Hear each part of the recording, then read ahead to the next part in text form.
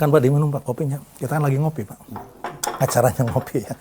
Oke, berjumpa lagi dalam segmen kedua. Masih berdiskusi atau ngobrol tentang iman. Topik hari ini tentang iman. Pak Ruk, kita lanjutkan ya.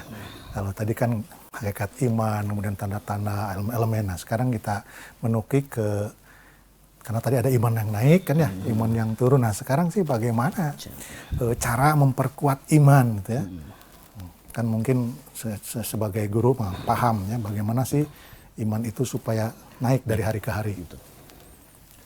Baik, Pak Asep, terima kasih di season sekarang ini tadi yang ditanyakan tentang bagaimana cara untuk memperkuat iman itu sendiri, berbagai cara yang bisa dilakukan oleh sebagai seorang muslim.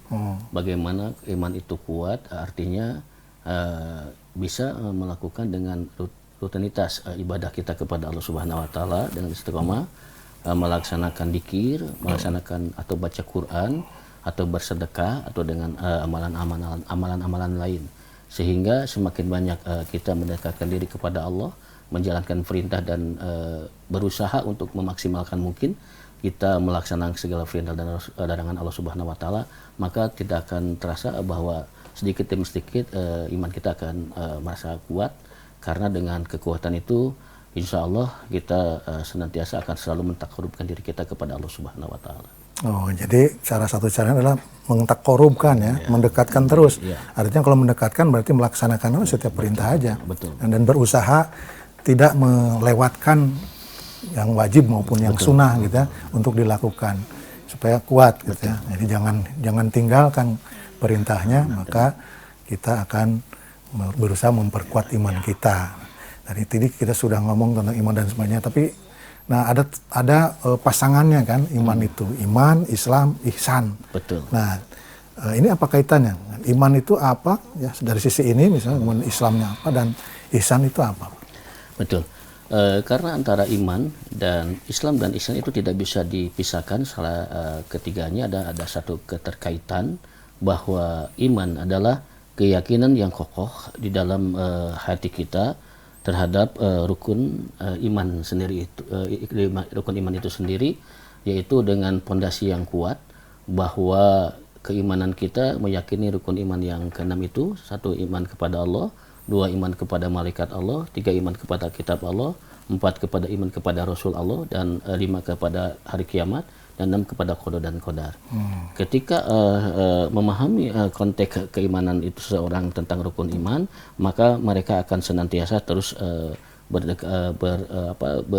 berkomunikasi dengan Allah Subhanahu wa taala. Dan tentang Islam adalah merupakan sedangkan Islam adalah merupakan perwujudan ketaatan melalui amal ibadah lahiriah seperti gerakan sholat, puasa, zakat, dan sebagainya, dan menunaikan ibadah haji. Itu merupakan adalah salah satu bangunan, pondasinya adalah iman, bentengnya iman, sedangkan bangunannya adalah rukun Islam itu sendiri. Dan yang ketiga adalah tentang ihsan. Ihsan itu ketika itu salah satu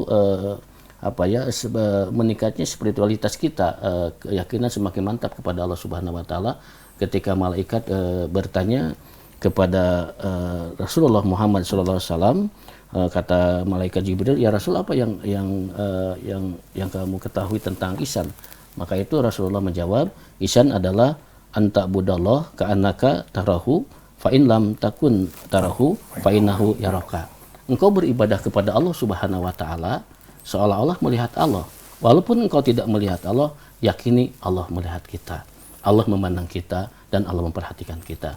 Ketika iman itu sudah kuat, Islam itu kita sudah pahami, maka tingkatannya kita adalah ihsan. Ketika ihsan itu kita pahami, maka insya Allah kita selamanya ada dalam keistiqomahan menjalankan apa yang Allah perintahkan kepada kita. Jadi kalau ibaratkan bangunan, iman itu pondasinya, betul. Iman Islam itu bangunannya, ihsan atapnya gitu. Betul. Bisa seperti itu ya. Oke, jadi iman tiga kekuatan yang harus ada dalam diri. Betul. Ketika kita sudah ihsan, maka sebenarnya peribadatan itu tidak lagi menjadi kewajiban, tapi menjadi kebutuhan gitu ya. Pak, gitu. kebutuhan. Jadi sholat itu bukan perintah untuk kewajiban. wajib, ya. Tapi sholat itu memang kebutuhan kita. Betul. Dan hakikat hidup kita adalah menunggu waktu sholat kan ya. Betul. Jadi hidup kita antara iqamah dan sholat. Nah, gitu kan kita itu begitu ya. Oke, sehingga untuk memperkuat iman itu ya tentu saja ya ihsan itu harus dilatih. Bagaimana sih itu kita untuk meyakini bahwa Allah itu melihat kita loh gitu. Walaupun kita tuh memang gaib tidak bisa melihat, kalau memang Allah kan gaib ya. Betul. Tidak bisa melihat, hakikatnya begitu. Nah itu bagaimana sih secara implementatif lah kita lihat di lapangan, di kehidupan nyata gitu, supaya bahwa kita yakin Allah itu ada gitu. Ada nggak sih ciri-cirinya yang bisa dibagi? Betul, apa yang disampaikan Pak Asep, bahwa bagaimana kita membuktikan Allah itu ada, karena kita pernah mempelajari tentang sifat Allah, asma Allah. Karena yang harus kita pahami, kita harus paham tentang sifat Allah, asma Allah, dan tidak boleh untuk zat Allah itu hanya walau alam itu nanti kita akan makan. Ada satu kebahagiaan nanti orang yang berpuasa ketika berbuka dan ketika nanti berjumpa dengan Allah Subhanahu wa taala. Artinya bagaimana supaya ihsan itu terpelihara tetap, itu artinya kita memahami konteks dalam hal ihsan itu, kita beribadah seolah-olah Allah melihat kita saja. Gitu. Jadi Allah memenang diri kita, kita bergerak Allah yang menggerakkan, karena kodrat iradat Allah, kita melihat karena sifat basornya Allah, kita berbicara karena sifat kalamnya Allah yang ada di dalam diri kita, bahwa diri kita manusia adalah dalam genggaman Allah Subhanahu wa taala. Secara konteks umum, secara pengetahuan, kita tidak bisa melihat zatnya Allah, tapi kita bisa melihat ciptaan Allah, kita bisa melihat, kita bisa berbuat sesuatu karena Allah yang menggerakkan. Tidak mungkin manusia bergerak sendiri tanpa digerakkan. Siapa yang menggerakkan? Ya Allah Subhanahu wa taala. Tafakkaru fi khalqillah wala tafakkaru fi dzatihi ta'ala, begitu ya. Betul. Jadi untuk membuktikan bahwa Allah ada itu jangan dipikir zatnya Allah. Betul. Tapi tafakkaru fi khalqillah, apa yang Allah ciptakan ya. Adanya bumi yang terhampar, langit yang begitu luas dan tanpa tiang. Nah, itu kan sesuatu yang perlu kita tafakuri ya. Begitu hebatnya Allah membuat keseimbangannya. Ya, maka Allah membuat keseimbangan sehingga dalam surat Ar-Rahman kan ada ya. Allah cipta wasamai dan seterusnya. Oke, nanti kita bahas terus saja di segmen berikutnya. Bagaimana Allah menciptakan langit dan tanpa tiang tapi seimbang, dan tugas kita untuk menjaga keseimbangan.